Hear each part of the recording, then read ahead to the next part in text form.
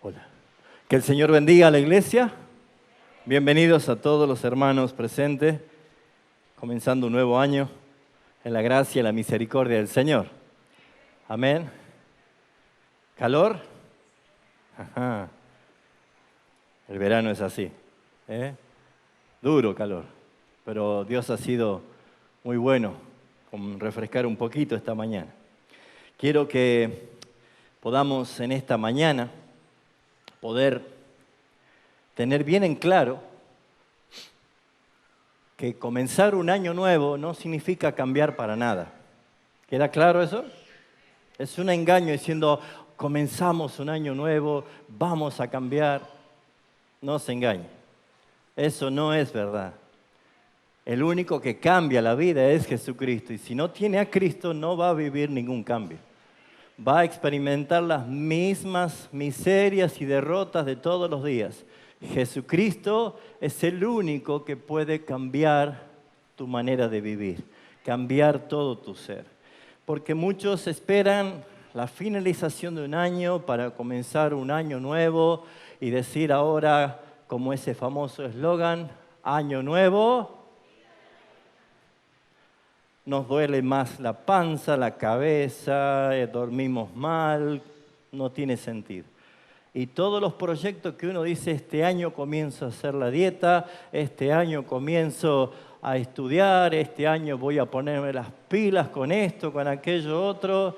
Tenemos enero, el más largo mes y aburrido mes, y no se hace nada. Entonces, cuando ya ese entusiasmo parecía que venía creciendo, volvemos otra vez a no hacer nada. El tema es no aprender de los años que uno vive, de que no tiene sentido la vida de ningún ser humano si no se encuentra con Jesucristo. Así que si no fuera por Cristo, no lo lograríamos. Si no fuera por Jesucristo, no lo lograríamos. Así que mis hermanos, ninguno de los que estamos aquí en esta mañana debemos pensar que nuestra vida, nuestro cambio, nuestro mejor vivir, nuestro tiempo de fructificación, de felicidad, de éxito, va a suceder simplemente porque arranqué la hoja de un calendario y que me dice que ha comenzado un año nuevo. Pues no es así. Y lo más triste es que muchos están empezando a ver cómo los años pesan en sus vidas. Ya no eres el joven o la jovencita de hace unos años atrás. Ya no eres la misma persona que antes. Te das cuenta que ahora te cansas al caminar, te das cuenta que ahora sientes la fatiga del día, te das cuenta que las complicaciones de salud comienzan a surgir. Entonces empiezas a preguntarte, ¿qué hice yo con mi vida? Pues déjame decirte otra vez, el cambio de calendario no va a cambiar absolutamente nada en tu vida si no te encuentras en verdad, con Jesucristo. Si no es Cristo la razón de tu vivir, si no es Cristo la razón de tu despertar cada mañana, que el sol brille diferente cada día, que las oportunidades para ti sean un sí y un amén en Cristo Jesús y no que te veas derrotado. Por eso, mi hermano, mi hermana, amigos presentes que están en esta mañana, déjeme decirle que sin Cristo no lo lograríamos. Y quiero llevarte a que meditemos en un contraste en la palabra de Dios, primeramente en Deuteronomio capítulo 8, porque creo, mis hermanos, que queda muy en claro que el ejemplo del pueblo de Israel saliendo de Egipto, peregrinando por el desierto y llegando a la tierra prometida, es una representación histórica de lo que pasa en la vida de aquella persona que estaba muerta en la esclavitud de sus pecados, que fue rescatado por el libertador Jesucristo, pero que está peregrinando en esta vida hasta llegar a la gloria que comúnmente se conoce como el cielo. Todos nosotros vamos al cielo, pero ya enseñamos nosotros qué significa esto de ir al cielo, ¿sí o no? Por lo tanto, nosotros sabemos que cuando Cristo venga por segunda vez, porque Él va a volver, sin embargo, hay algunos que no lo esperan, o no lo extrañan, o no lo anhelan, pues Cristo va a volver y va a volver pronto. Y lo que no debemos olvidar es que las instrucciones de la palabra nos enseñan a nosotros para poder entender que la vida no es un experimento para ver si yo logro o no logro alcanzar el deseo de la felicidad, del gozo y de la vida eterna. Sino es que yo me dé cuenta que sin Cristo no lo puedo lograr.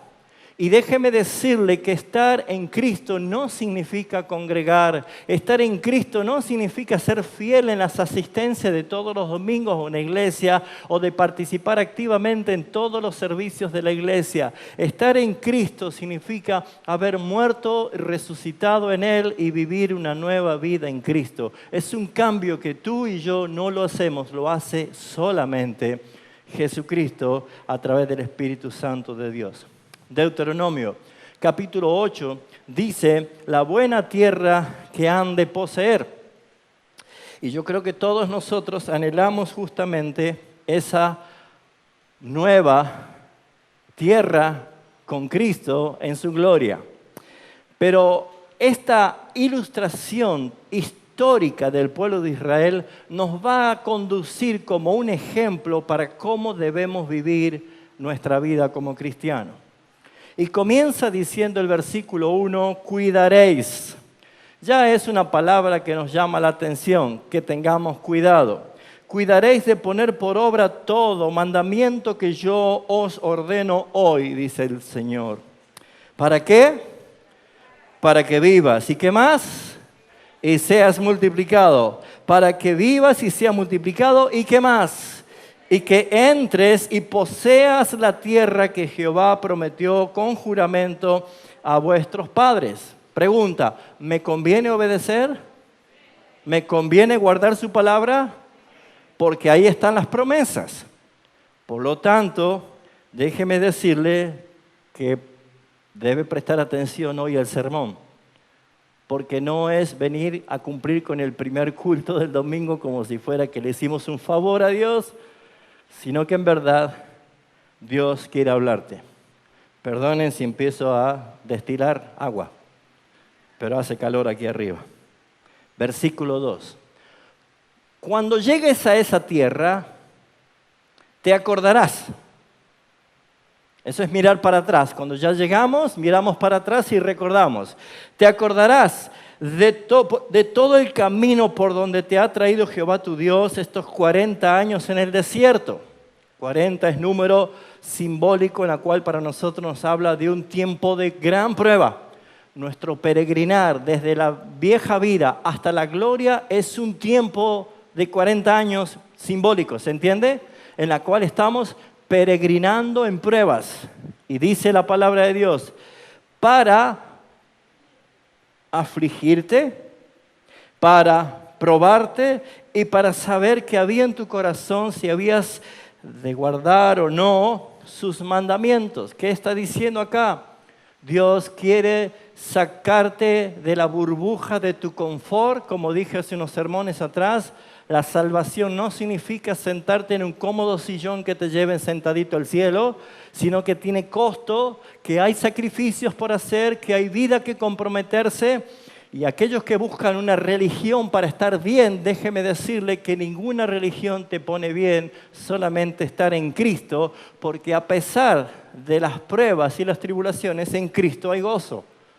En las religiones no lo hay, en ninguna. Por lo tanto, te explica el Señor cuál es el motivo del peregrinaje en esta tierra. Versículo 3, te afligió y te hizo tener hambre, pero ¿qué hizo? Te sustentó con maná, comida que no conocías tú y tus padres habían conocido, para hacerte saber que no solo de pan vivirá el hombre, mas de todo lo que sale de la boca de Jehová vivirá el hombre. Tu vestido nunca se envejeció sobre ti, ni tu pie se ha hinchado en estos 40 años. Habla de un Dios providente, un Dios que cuida, un Dios que siempre estará al servicio de su pueblo durante este peregrinaje. Reconoce a sí mismo en tu corazón que como castiga el hombre a su hijo, así Jehová castiga. ¿A quién? A los que reciben por hijos. ¿Quiere tener a Dios como padre o quiere tenerlo como un muñequito de yeso en la pared? Que no habla, que no dice nada, que no escucha. Si Dios es tu padre, pues Él dice en Hebreos capítulo 12 que Él disciplina. Es la muestra del amor de un padre cuando te disciplina. No tengas la imagen de un padre maltratador, porque ese no es Dios. Pero el Dios que ama es aquel que te disciplina, que te corrige, que te encamina. Porque guardarás, pues, los mandamientos de Jehová, tu Dios, andando en sus caminos y temiéndole. Porque tu Dios, Jehová tu Dios, te introduce a buena tierra, tierra de arroyos, de agua, de fuentes, de manantiales que brotan en vegas y montes, tierra de trigo, de cebada, de vides, de higueras, de granados, tierra de olivos, de aceite, de miel, tierra en la cual no comerás el pan con escasez, ni te faltará nada en ella. Déjeme decirle que esa es la ilustración de cuando llegamos a Cristo en la gloria eterna. Entonces tenemos un peregrinar desde nuestro mundo esclavizado en el pecado, cuando no éramos cristianos, cuando no éramos creyentes, y el Señor nos rescató, el Señor nos sacó de esa esclavitud, y aquellos que creen que apenas se convierte, comienza una vida color de rosa, se van a dar cuenta que hay pruebas, aflicciones, momentos difíciles, momentos de angustia, pero nuestro final, nuestro final es glorioso. Dile al justo que le irá bien, pero ay del impío, ay del pecador, mal le irá. Eso dice la palabra. Tomando en cuenta esta ilustración de nuestra peregrinación, quiero llevarlo al Salmo, uno de los salmos históricos, el Salmo 78, el Salmo de Asaf, que en este salmo nos muestra el contraste, un salmo de contraste entre el comportamiento del pueblo de Dios y Dios. Y en este Salmo 78, que tiene 72 versículos, que lo vamos a ver en forma panorámica y de bloques para poder entenderlo, déjeme decirle, mis hermanos, que representa lo que debemos cambiar en nuestro peregrinar, lo que aprendemos de lo que Dios no quiere en nosotros y lo que sí nos manda el Señor a hacer y poder entender quién es Él, quién es nuestro Dios. Salmo 78 dice, escucha, pueblo mío, mi ley, mi palabra.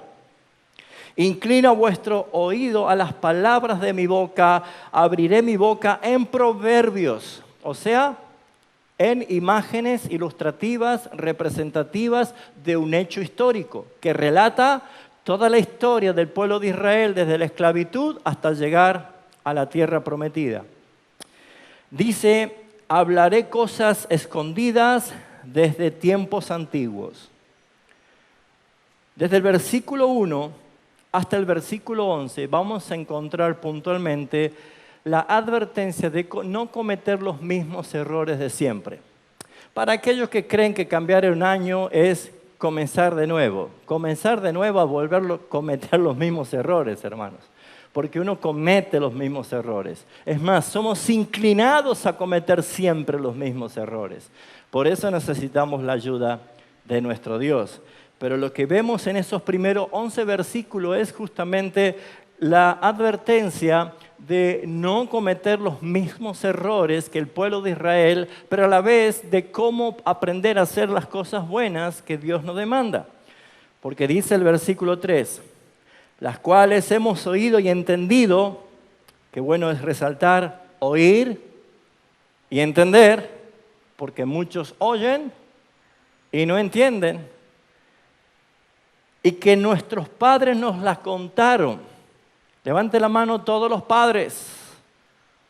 Bueno, acá tiene una instrucción a seguir. Los padres deben contar a sus hijos, instruir a sus hijos hasta que ellos son mayores de edad y toman su decisión.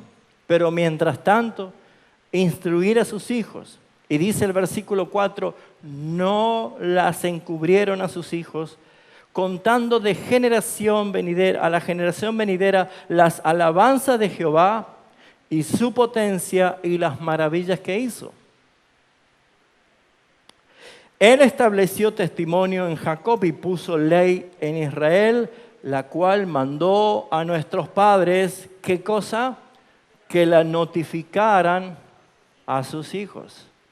Mire, si hay alguien a quien tiene que contarle las cosas que Dios hizo y hace y aún hará, es a sus hijos.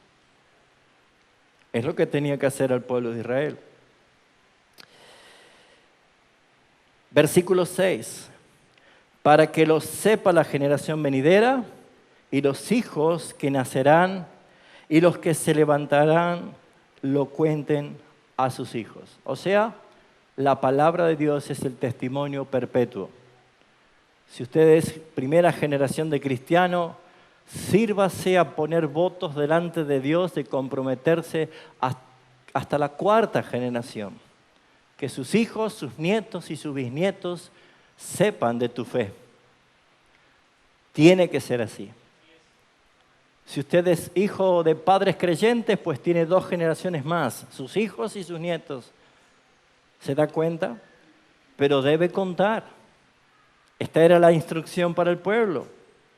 Dice el versículo 7, ¿cuál es el propósito? A fin de que pongan en Dios su confianza. Diga conmigo, confianza. ¿En qué va a confiar usted en tiempos de pruebas? En el presidente, en el economista, en el patrón de su trabajo, en estas manos, diría el Chavo. ¿En quién va a confiar en usted? Solamente tu confianza debe estar puesta en Dios. Pero esa confianza tiene un motivo de ser. Cuando la palabra de Dios es contada y transmitida de generación en generación. Tú eres muy responsable de la vida, de qué va a pasar con tus hijos y tus nietos y tus bisnietos si tú no hablas de Cristo. Si tú no les cuentas a ellos. Por eso es que lo primero es confiar en Dios. Lo primero es que pongan en Dios su confianza. Segundo, que no se olviden de las obras de Dios. En otras palabras, que no se olviden de Dios. ¿Saben cuántos se olvidan de Dios? Todo el tiempo se olvidan de Dios. No reconocen a Dios en sus planes, en sus decisiones, en el rumbo de su vida. Lo tienen a Dios como un bombero voluntario de urgencia, como un salvavidas colgado en la pared, como el médico de última instancia. Se acuerdan de Dios cuando están en lo peor de su vida. Pero mis hermanos, la palabra de Dios nos enseña que no debemos olvidarnos. Cada día alabar su nombre representa cada día tener presente a Cristo en nuestras vidas.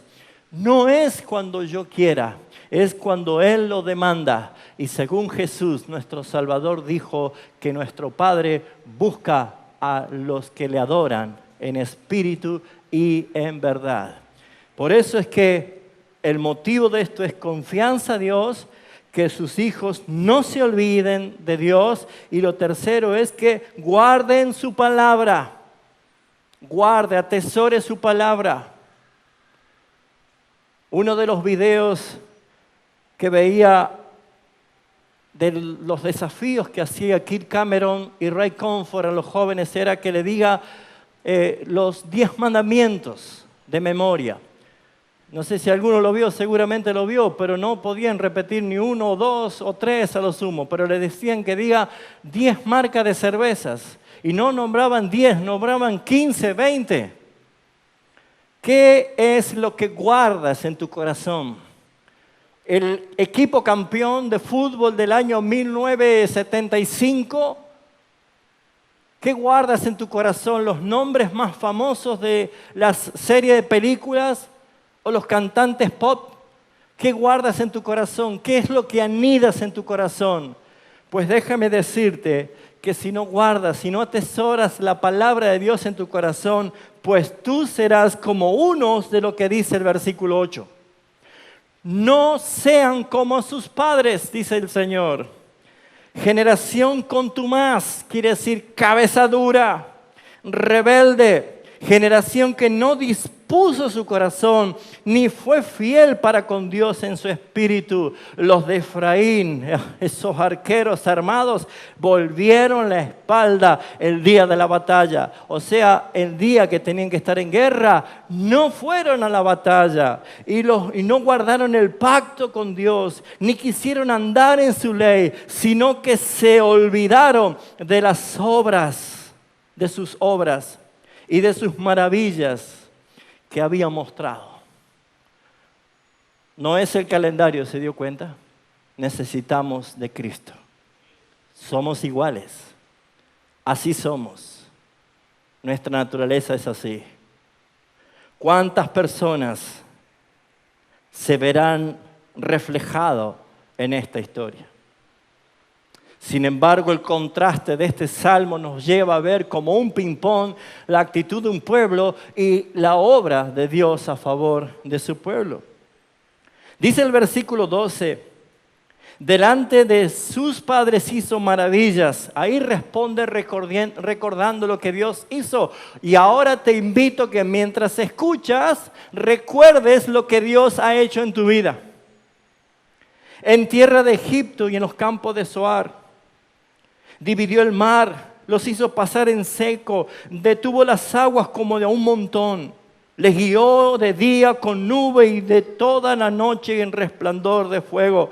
Hendió las peñas en el desierto y les dio de beber como de grandes abismos, pues sacó de la peña, de la roca, corrientes e hizo descender aguas como ríos. ¿Recuerda lo que hizo el Señor contigo? ¿Te acuerdas cuando andabas moribundo? ¿Te acuerdas cuando andabas desesperado? ¿Te acuerdas cuando andabas sin rumbo? ¿Te acuerdas que cuando hacía calor les pedías lluvia? Y Dios es bueno. ¿Se lo merecía el pueblo?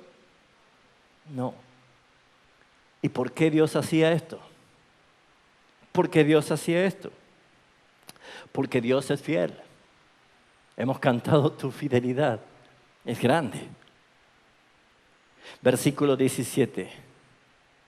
Pero aún volvieron a pecar contra Él. A pesar de las cosas que hizo Dios. Volvieron a pecar contra Él. Rebelándose contra el Altísimo en el desierto. Le tentaron a Dios en su corazón. Le pedían agua, le pedían comida, hablaban contra Dios. Bueno, hermanos, no vaya a querer decir usted qué cosa tremenda que eran estos israelitas, pues así somos. Así somos. Volvemos a pecar cuando Dios nos perdona. Volvemos a rebelarnos contra el Altísimo cuando desobedecemos. Volvemos a tentar a Dios en nuestros corazones cuando coqueteamos con la concupiscencia como lo hizo Sansón ante Dalila. Somos insaciables pidiendo solamente para los que nos conviene. Así le preguntaba el pueblo de Israel a Dios, ¿podrá poner mesa en el desierto? Ellos tenían mesa en Egipto, pero en el desierto Dios podrá poner mesa. ¿Podrá darnos pan? ¿Podrá darnos carne para comer? Tentaban a Dios. Por eso dice el versículo 21 que nuestro Dios no es un Dios ajeno, no es un Dios de yeso, no es un Dios muerto, es un Dios vivo y es un Dios todopoderoso y omnisciente que todo lo sabe, todo lo ve, todo lo oye. Por eso dice, y lo oyó Jehová. Oyó Jehová y se indignó y se encendió el fuego contra Jacob. Ese furor que Dios enciende, ese furor es contra su pueblo desobediente. Movimientos humanistas en el mundo buscando cambio climático, intentando hacer todas las cosas para que el sol no calcine a las naciones o el crudo invierno no congele a los pueblos.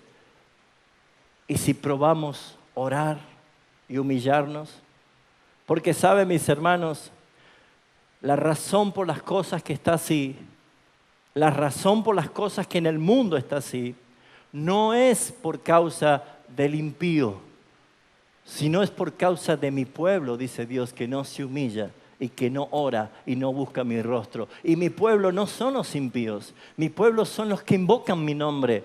Si mi pueblo se humillare y buscare mi nombre, invocándome, doblando sus rodillas, clamándome, yo los oiré desde los cielos. Porque dice la palabra, Dios no oye a los pecadores, pero sin embargo sus oídos están atentos al clamor de los justos. Hermanos, somos responsables.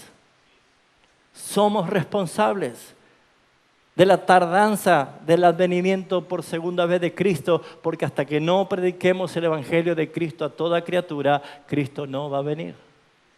Somos responsables de cómo se peregrina en este mundo si hay realmente el furor de Dios encendido. ¿Por causa de quién? ¿Cree que es por causa del impío? No, es por causa del pueblo rescatado, redimido, que no le da gloria a Dios, que no vive como Dios demanda, sino que más bien hace de su vida lo que quiere, olvidándose de Dios, dándole la espalda, provocándole a ira, tentándole a Dios, pidiéndole cosas para malgastar en sus propias concupiscencias. Esa es nuestra realidad. Y usted dirá, ¿qué clase de sermón de inicio de año está dando el pastor? Pues mis hermanos, aún no he terminado, pero no voy a hablar de tu logro, de tu éxito, de tu triunfo, sino de que sin Cristo no podemos hacer ni podemos lograrlo nada. Quiero tratar de desactivar todas las armas y municiones de tu ego, para que te des cuenta que tú no puedes hacer nada por ti mismo. Necesitas de un Salvador, y un Salvador vivo, un Salvador que es Rey, que gobierna por los siglos de los siglos. Tú no puedes hacer nada. Inténtalo, seguirás perdiendo años de vida. Inténtalo, seguirás envejeciendo. Inténtalo, intenta vivir sin Cristo y no alcanzarás gozo, solamente una felicidad pasajera. Unos deleites temporales del pecado, pero sin Cristo no lo lograrás. Por eso, mis hermanos, dice el versículo 22, el motivo por qué el pueblo de Israel hizo esto: por cuanto no habían creído a Dios y no habían confiado en su salvación. ¿Crees en Dios? Pues si crees, síguele. Porque el Señor dijo, aún los demonios creen también y tiemblan. ¿Crees? ¿Has confiado en la salvación que el Señor te ha dado? La salvación no depende de ti. La salvación depende de su gracia y de su misericordia que Él logró en la cruz, no tú. No tú. Tú eres como uno de los que estaba al lado diciendo, sálvate y sálvanos. Y tú eres el Dios, el Hijo de Dios. Eres como el centurión o como algunos que estaban allí de los fariseos diciendo, al fin nos desligamos de este que era el que alborotaba el pueblo. O algunos tal vez de la multitud que había recibido milagros de Jesús, pero sin embargo estaban diciendo, movilizado por la manipulación de otros, crucifíquenle a Él también. ¿Cuántas personas, aún sentados dentro de una iglesia, siguen asistiendo diariamente o domingo a domingo a la iglesia sin creer todavía en Dios ni confiar en la salvación que Él le ha dado? Porque si tú confías en la salvación, podrás entender la justificación. Y si entiendes la justificación, te darás cuenta de que sin Él no lo lograrás. No lo lograrás. Sin embargo, dice el versículo 23, mandó las nubes de arriba, abrió los cielos, las puertas de los cielos, hizo llover sobre ellos maná, se quejaban, pedían pan. Y saben, hermanos, para hacer el pan se necesita trigo. ¿Dónde iban a sacar trigo para poder sembrar en el desierto? Pues para que crezca el trigo necesitan lluvia. ¿Y dónde iban a tener ellos para plantar? Pues saben, Dios, maravilloso, terrible en hazaña, les hizo llover trigo. Porque ese maná no es otra cosa más que un elemento que Dios le daba para que ellos hicieran el pan. Dios les hace llover trigo. No pruebes a Dios, ni tientes a Dios, porque Él es grande y es digno de adorar. Este pueblo no entendía. Este pueblo no podía ver lo que Dios hacía una y otra vez. El salmista de Asaf está nombrando ese contraste y vuelve a decir lo que hizo Dios alrededor de ellos. Versículo 29, comieron, se saciaron, les cumplió pues el deseo. ¿Saben que Dios cumple el deseo de tu corazón? Pero no te confundas, no es el genio de la lámpara. Él demanda adoración, consagración. Él demanda que le sigas. Él es un Dios que le cumplió pues su deseo. No habían quitado de sí su anhelo. Aún estaba la comida en su boca. Y cuando vino sobre ellos el furor de Dios, los hizo morir a los más robustos de ellos. Y derribó a los escogidos de Israel. Y en vez de que tengan temor y se arrepientan y busquen a Dios, ¿qué sucedió? Versículo 32. Con todo esto, pecaron aún y no dieron créditos a sus maravillas. Por tanto, consumió sus días en vanidad y sus años en tribulación. Ahí está la clave. ¿Cómo quiere usted terminar sus años? ¿Consumidos por cosas vanas, inútiles, sin sentido? ¿Sus años en tribulación? De angustia, de desesperación, oscuridad en el horizonte. Pues déjeme decirle que a Dios no le interesan tus trofeos ni tus museos abiertos. Lo que Dios te pide es que te vacíes totalmente de ti para que seas lleno de Él. Porque el Padre no mira a ninguno de nosotros con anhelo de alabanza, sino solamente a su Hijo, a Jesucristo. Con ninguno de nosotros la voz del cielo vino diciendo, tú eres mi Hijo amado en quien me complazco. Solamente en Jesucristo, solamente en Cristo. Pues ni siquiera somos de estima a los ojos de Dios si no fuera por Cristo. Porque la misma palabra dice, muy limpio, muy puro de ojos eres para ver la inmundicia. Pues mi vida sin Cristo está inmunda. Mi vida sin Cristo está sucia. Mi vida sin Cristo es provocación permanente a la justicia santa de Dios. Por eso es que trato de desactivar toda la artillería pesada de tu ego para que creas que puedes defenderte delante de Dios. No es un cambio de almanaque que va a cambiar tu vida hasta que no te rindas a Jesucristo y hasta que no lo reconozcas, Señor, suficiente Salvador en tu vida. No lo lograrás. No lo lograrás. Pero tú debes entender, mi hermano, mi hermana, amigo, en esta mañana, de que no se trata de puras emociones. ¿Saben cuántos viven emocionalmente solamente? Miren lo que dice el versículo 34 al 37. Si los hacía morir, entonces buscaban a Dios. O sea, no quiere decir que los muertos buscaban a Dios, sino los que estaban en proceso de muerte, agonizando, que ya parecían que morían, entonces buscaban a Dios.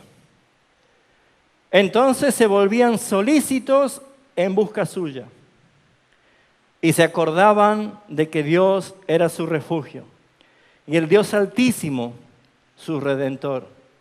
Pero, diga conmigo, pero, no se le pasa nada por alto al Señor, pero solamente lisonjeaban con su boca, fanfarroneaban con sus labios, mostraban una apariencia y con su lengua mentían, pues sus corazones no eran rectos con Él ni estuvieron firmes en sus pactos. Sí, mis hermanos, un cambio emocional es cuando te aprieta el zapato solamente, cuando el agua te llega al cuello.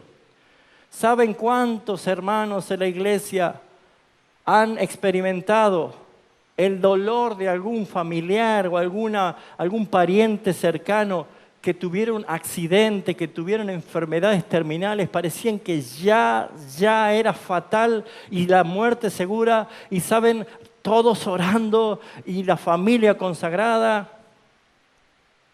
Y cuando de pronto providencia de Dios le da oportunidad de seguir viviendo, no volvieron a darle gracias al Señor. No volvieron, no aparecen más. Están malgastando sus vidas sanitas, fuertes, rebosantes, en vanidades que pronto terminarán en calamidades. ¿Conoce usted personas que clamaron a Dios? Dios movió su misericordia y los sanó y no volvieron más a aparecer. Pues no es tampoco garantía absoluta de que hayas cambiado cuando Dios obró milagrosamente en tu vida. Un milagro no cambia a nadie. 10 leprosos clamaron a Jesús que los limpiara de la lepra. 9 volvieron. Uno solo de los 10 volvieron y este no era judío. Y como digo siempre, ¿no? Y los otros 9 se fueron sanitos al infierno. Sanitos, ¿no? Lindos, limpitos, como bebé la piel. Pero no volvieron agradecidos. El que volvió, Jesús le dijo, tu fe te ha salvado, vete. Mis hermanos, es claro decir que una vida nueva no es un año nuevo.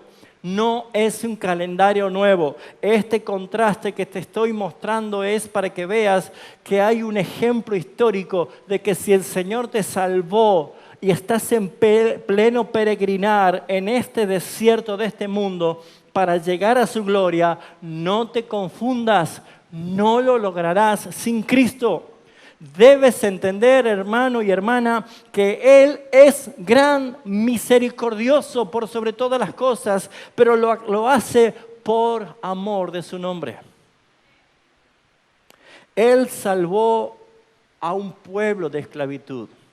No les permitió que ese pueblo muera en el desierto aniquilado, sino que los hizo introducir en la tierra que había jurado. Si usted lee Josué y Jueces, se va a dar cuenta que ese pueblo apenas tomó posesión, continuó ofendiendo a Dios. No mató a los enemigos que había en esa tierra, sino que los dejó vivir con ellos. Y la palabra dice que esos enemigos se inclinaron sus corazones a la idolatría y a la perdición. Jueces, ciclo de cautividad. Mis hermanos queridos, aún así Dios lo preservó. ¿Por qué? ¿Por qué lo hizo el Señor? Porque es misericordioso. Versículo 38. Perdona la maldad y no lo destruía. ¿Por qué? ¿Usted ha pecado hoy? Mire que llevamos un par de horas de despierto, ¿no? ¿Ha pecado anoche? ¿Ha pecado ayer? ¿Estás seguro que no va a pecar hoy? Si el pecado es abominación para Dios y un solo pecado condenó a Adán, uno, ¿qué nos espera a nosotros? Pues ¿por qué no nos destruye el Señor? Porque Él es misericordioso, porque perdona la maldad, no lo destruye. Apartó muchas veces su ira y no despertó su enojo. ¿Por qué lo hizo el Señor? Hermanos, a pesar de que el pueblo se rebelaba, a pesar de que el pueblo era duro, a pesar de que el pueblo permanentemente se quejaba contra Dios, se quejaba contra Moisés, se quejaba contra Aarón, nunca se habían quejado de los capataces de Egipto, pero sí se quejaban con Dios, sí se quejaban con Moisés, sí se quejaban con Aarón, se quejaba si no había agua, se quejaba si no había comida, se quejaba si no estaban los melones, las cebollas de Egipto, se quejaban si no tenían las tumbas. Ese pueblo era duro. Pero nunca te dije que eras tú igual, ¿no es cierto? Que también nos quejamos si no tenemos, nos quejamos si no nos alcanza, nos quejamos si no dormimos, nos quejamos del mosquito, nos quejamos del sol, nos quejamos del frío, nos quejamos de la lluvia, nos quejamos del presidente, nos quejamos del vecino, nos quejamos del pastor, nos quejamos de la iglesia. Todo el tiempo estamos así. Pregunta, ¿merecemos vivir? ¿Somos diferentes? Versículo 52. Dios se comporta como un pastor para un pueblo que necesita ser guiado. Hizo salir a su pueblo como ovejas y los llevó por el desierto como un rebaño. Jehová es mi pastor, nada me faltará. Los guió con seguridad, de modo que no tuvieran temor, y el mar cubrió a sus enemigos. Y los trajo después a las fronteras de su tierra santa, a ese monte que ganó su mano derecha, echó a las naciones de delante de ellos con cuerdas, repartió las tierras por heredad, hizo habitar a sus moradores, a las tribus de Israel, pero ellos, ya es cansador esto, ¿no? Ellos tentaron y enojaron al Dios Altísimo y no guardaron sus testimonios, sino que se volvieron y se rebelaron como sus padres y se volvieron como arco engañoso. Pues, ¿qué diría usted de este pueblo de Israel? A ver, ¿así o así?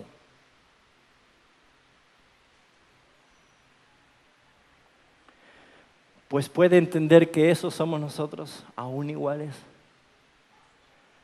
Nosotros somos preservados por el Señor, por eso no perecemos. No estaríamos aquí si no fuese por Él. No podríamos haber terminado un año si no hubiera sido por Cristo. No podríamos encarar con esperanza, con porvenir, este nuevo año si no es por Cristo. En Él está la victoria para aquel que nunca lo podrá lograr sin Él. Por eso, mis hermanos, es que quiero cerrar este mensaje con el propósito de Dios. Un pueblo que estaba esclavo, un pueblo que fue redimido de la esclavitud, un pueblo que fue perdonado y no extinguido en el desierto, un pueblo que demostró ser rebelde todo el tiempo. ¿Por qué lo cuidó? Versículo 65. Entonces despertó el Señor como quien duerme. Bueno, es una figura, está hablando en proverbio, ¿no? No está durmiendo, sino que, ¿se acuerda? El día en que el Señor actúe, ¿se acuerda? El Señor va a actuar. Se despertó como quien duerme, como un valiente que grita excitado del vino, e hirió a sus enemigos por detrás y dio perpetua afrenta. Ahora, desechó la tienda de José y no escogió la tribu de Efraín, sino que escogió la tribu de Judá. ¿Por qué Judá? Edificó un santuario, en el monte de Sión y la amó. ¿Por qué? Edificó un santuario a manera de eminencia, como la tierra se cimentó para siempre, para Siempre. Eligió a David su siervo y lo tomó de las migajas de las ovejas. Perdón, majadas de las ovejas. ¿Qué quiere decir con esto? Esta parte, este fragmento del Salmo es mesiánico. Habla de Cristo. Este fragmento del Salmo nos explica por qué Dios toleró. Porque de ese pueblo que salvó, que se comportó tan mal con Dios, de ese pueblo un día Dios iba a traer de Judá, de la tribu de Judá, al Salvador, al rey.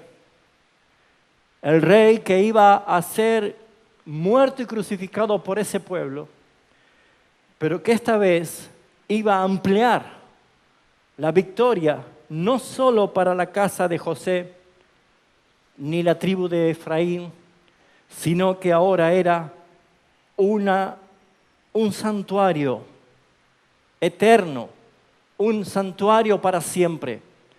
Ese era el lugar donde aquel siervo David, tipología e imagen de Cristo, aquel rey amado y anhelado que era para aquel entonces para el pueblo de Israel, aquel que restauró el santuario y la adoración, aquel que hizo que los 360 días del año que tenía el pueblo de Israel, según su calendario, nunca vieran derrota durante 40 años de su reinado, porque ellos tenían adoradores a Dios permanentemente.